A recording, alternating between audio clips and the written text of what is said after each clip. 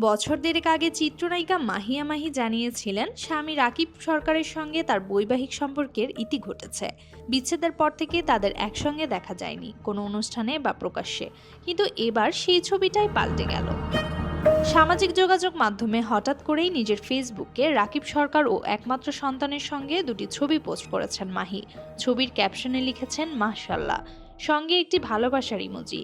আশ্চর্যের বিষয়, ঠিক 1 ঘন্টা আগেই একই ছবি নিজের প্রোফাইলে শেয়ার করেছিলেন রাকিব সরকারও।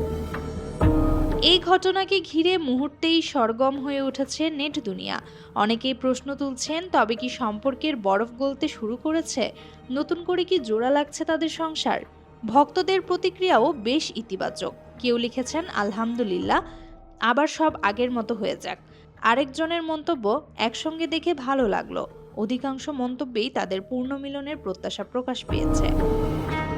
2021 সালের 13 সেপ্টেম্বর গাজীপুরের ব্যবসায়ী ও রাজনীতিবিদ রাকিব সরকারের সঙ্গে দ্বিতীয়বারের মতো বিয়ের পিঁড়িতে বসেছিলেন মাহি। চলতি বছরের ফেব্রুয়ারিতে সামাজিক মাধ্যমে এক ভিডিও বার্তায় রাকিবের সঙ্গে বিচ্ছেদের ঘোষণা দেন তিনি। তাদের সংসারে রয়েছে এক পুত্র সন্তান।